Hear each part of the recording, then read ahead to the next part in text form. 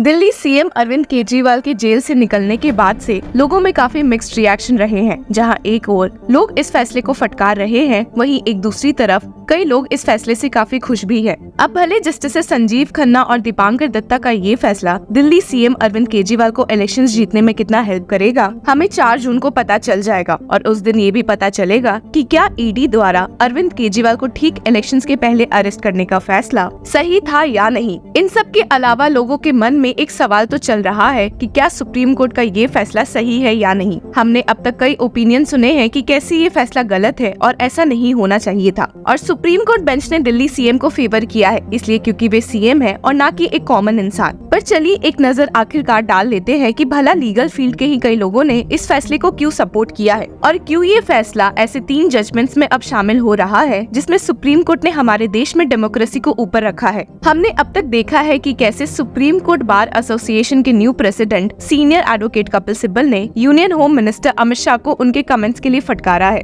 जहां अमित शाह ने supreme court के इस फैसले के खिलाफ बोला है। जिसके साथ ही सीनियर एडवोकेट कपिल सिब्बल ने तो सुप्रीम कोर्ट के इस जजमेंट से हामी भरी है और उल्टा यहाँ तक कह दिया है कि अरविंद केजरीवाल के खिलाफ कोई केस ही नहीं बनता है। और वहीं दूसरी ओर सुप्रीम कोर्ट के एक और सीनियर एडवोकेट ने इस मामले में सुप्रीम कोर्ट की तारीफ करते हुए कहा है, this decision of the supreme court is a proud moment for the country, for the rule of law and above all for democracy. Here's why. Prior to this ruling, the Supreme Court had in 2 watershed judgments spoken stridently to uphold our most fundamental value, democracy. अब आप भी सोच रहे होंगे कि यहाँ पर कौन से 2 जजमेंट्स की बात हो रही है। तो बात यहाँ पर पहले तो चंडीगढ़ मेयर पोल इलेक्शंस की हो रही है, जो भले नेशनल लेवल पर इम्पोर्टेंट नहीं होगा, पर जिसमें सुप्रीम कोर्ट ने डेमोक्रेसी और फ्री एंड फेयर इलेक्शंस को अपहेल्ड किया था। Supreme court struck down and remove the illegally elected BJP mayor of Chandigarh and describe the process by which he was elected as a murder of democracy। ये बात और किसी ने नहीं बल्कि CJI DY चंद्रचूड़ ने कही थी, जब उन्होंने पाया कि प्रिसाइडिंग ऑफिसर अनिल मशी ने कुछ वोट्स को इलीगली इनवैलिड डिक्लेयर करते हुए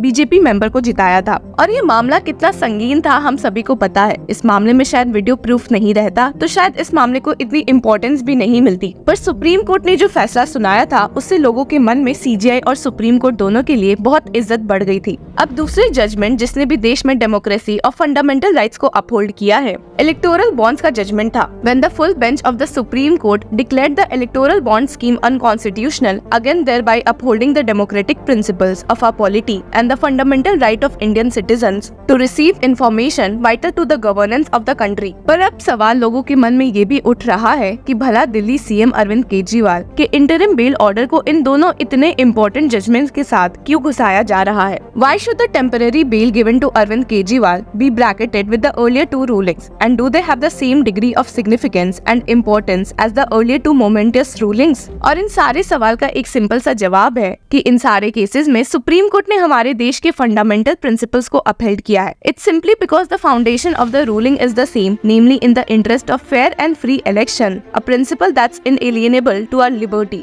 यहाँ पर ये समझना काफी जरूरी है कि बेल के पीछे के लॉज क्या कहते हैं। ऐसे देखा जाए तो every crime committed by a person is in theory a crime against society. The community in which a crime is perpetrated must be protected from a person with such a propensity। पर सिर्फ एक इंसान को arrest कर लेना क्योंकि उस पे शक है कि उसने क्राइम किया है, इक्विवेलेंट नहीं है इस बात से कि उसके खिलाफ पक्का सबूत है। और इसी को ध्यान में रखते हुए हमारे देश में एक प्रिंसिपल फॉलो होता है, the accused however strong the suspicion and however grave the crime is nevertheless presumed to be innocent until proven guilty at a trial। भले कहा जाता है कि ये प्रिंसिपल PMLA केसेस में नहीं फॉलो होता है, पर सुप्रीम कोर्ट ने इसी को फॉलो करते हुए दिल्ली सीएम अरविंद केजरीवाल को बेल दी है, ये कहते हुए भी कि वे सोसाइटी के लिए खतरा नहीं है। It's keeping the presumption of his innocence in mind that the law allows him to be released on bail so that he is free to defend himself effectively। Denial of bail, irrespective of the nature of the offence, is to punish the accused without a trial। Thus, whether an accused is entitled to bail must necessarily depend on a variety of circumstances that the judge in his discretion evaluates to grant or deny bail। और आपको बता भी दे कि बहुत ही serious murder cases में भी bell दी जाती है जब जजेस को ये फील हो कि ट्रायल के बाद ये सारे एविडेंसेस मौजूद होने के बाद भी ये लगता है कि सस्पेक्ट को बेल मिलनी चाहिए तो उसे बेल दी जाती है।